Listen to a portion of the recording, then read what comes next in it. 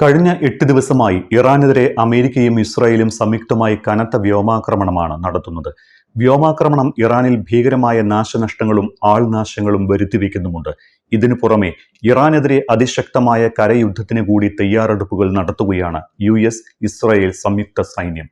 നേരിട്ട് ഇറാനിൽ കരയുദ്ധം നടത്തുന്നത് ബുദ്ധിയല്ല എന്ന് ട്രംപിനും നെതന്യാഹുവിനും നല്ല ബോധ്യമുണ്ട്. അതിന് കാരണം മലനിരകളാൽ ചുറ്റപ്പെട്ട ഇറാന്റെ ഭൂമിശാസ്ത്രമാണ്. അതുകൊണ്ട് കുർദിഷ് വംശജരെ മുന്നിൽ നിർത്തി ഇറാനെതിരെ കരയുദ്ധം നടത്തുന്നതിനാണ് ഇസ്രായേലും അമേരിക്കയും ഇപ്പോൾ കോപ്പുകൂട്ടുന്നത്. കുർദുകളെ രംഗത്തിറക്കി ഇറാനിൽ ആഭ്യന്തര കലാപം സൃഷ്ടിക്കുക, അതുവഴി ഇറാനെ സമ്മർദ്ദത്തിലാക്കി തങ്ങൾ ആഗ്രഹിക്കുന്ന തരത്തിൽ ഇറാനിൽ ഭരണമാറ്റം സാധ്യമാക്കുക, ഇതാണ് അമേരിക്ക ലക്ഷ്യമിടുന്നത്.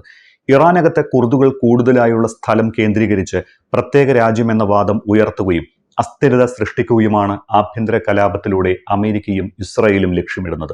ഇപ്പോൾ നടക്കുന്ന യുദ്ധം പോലും ആഭ്യന്തര കലാപമാക്കി മാറ്റാനുള്ള രഹസ്യ നീക്കങ്ങൾ മൊസാദും CIA-യും നടത്തുന്നുണ്ട് എന്നാണ് സൂചന. ഇറാനിൽ അസ്ഥിരത സൃഷ്ടിക്കുന്നതിനും ആഭ്യന്തര കലാപം സൃഷ്ടിക്കുന്നതിനും കുർദുകൾക്ക് സ്വയം ഭരണം വാഗ്ദാനം ചെയ്തുകൊണ്ടുള്ള നീക്കമാണ് ട്രംപും നെതന്യാഹുവും നടത്തുന്നത്. ഇറാനെതിരെ സ്വതവേ അസംതൃപ്തിയുള്ള കുർദുകളും തക്കം പാർത്തിരിക്കുകയാണ്.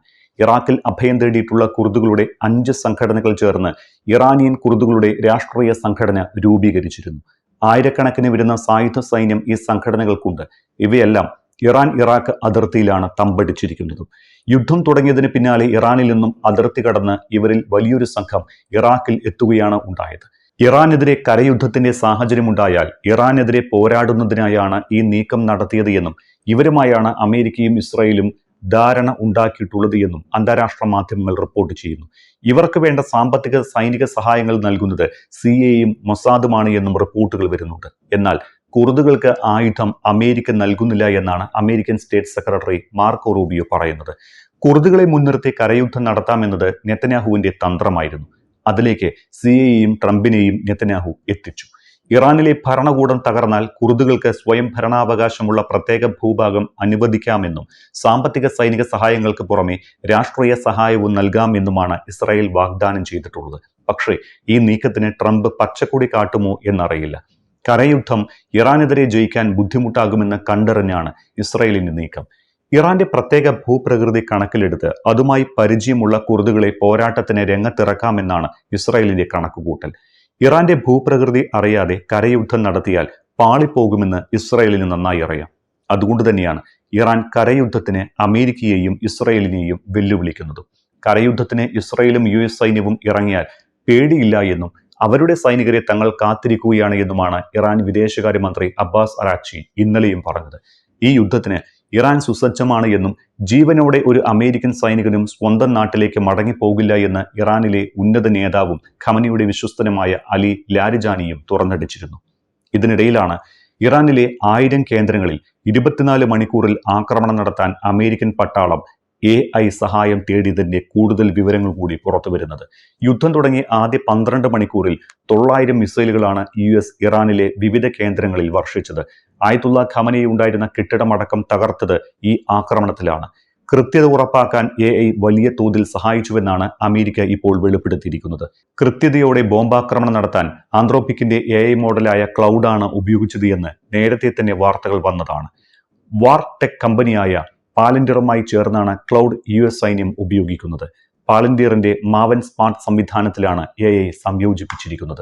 ഉപഗ്രഹങ്ങളിൽ നിന്നും നിരീക്ഷണ ക്യാമറകളിൽ നിന്നുമുള്ള യഥാസമയ വിവരമടക്കം കൃത്യമായി വേർതിരിക്കപ്പെട്ട വിവരങ്ങളാണ് മാവൻ സ്മാർട്ട് സംവിധാനത്തിലേക്ക് എത്തുന്നത്. ഇങ്ങനെ ലഭ്യമാകുന്നതോടെ സൈനികർക്ക് ജോലി എളുപ്പമാകുന്നുവെന്നാണ് വാഷിംഗ്ടൺ പോസ്റ്റും ഗാർഡിയനും റിപ്പോർട്ട് ചെയ്യുന്നത്. മുൻപ് വെനസ്വലൻ പ്രസിഡന്റ് നിക്കോളാസ് മഡൂറോയെ പിടികൂടാനും ഇതേ AI സഹായം US തേടിയിരുന്നു. അന്ന് കടുത്ത എതിർപ്പാണ് ആന്ത്രോപിക് ഉയർത്തിയത്. വിനാശകരമായ കാര്യങ്ങൾക്കും ആയുധമുണ്ടാക്കാനും ചാരവൃത്തിക്കായും ക്ലൗഡ് ഉപയോഗിക്കുന്നത് ശരിയല്ല എന്നായിരുന്നു കമ്പനിയുടെ നിലപാട്.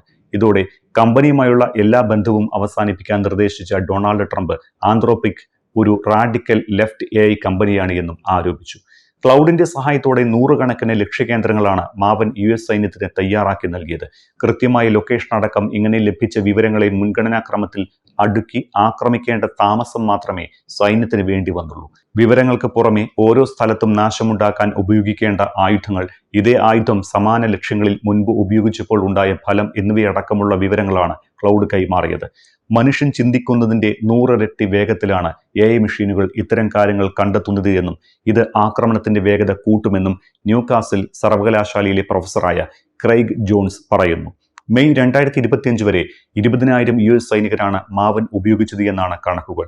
US സൈനിക കമാൻഡർമാർ ഇപ്പോൾ ഏറ്റവും അധികം ആശ്രയിക്കുന്നതും മാവനെയാണ് എന്നും വാഷിംഗ്ടൺ പോസ്റ്റ് റിപ്പോർട്ട് ചെയ്തിട്ടുണ്ട്. എന്നാൽ സൈനികർ സ്വന്തം ബുദ്ധി ഉപയോഗിക്കാതെ AI ആശ്രയിക്കുന്നത് അവസാനിപ്പിക്കണമെന്നായിരുന്നു ആന്ത്രോപിക് CEO ഡാരിയോ അമോഡി പറഞ്ഞത്.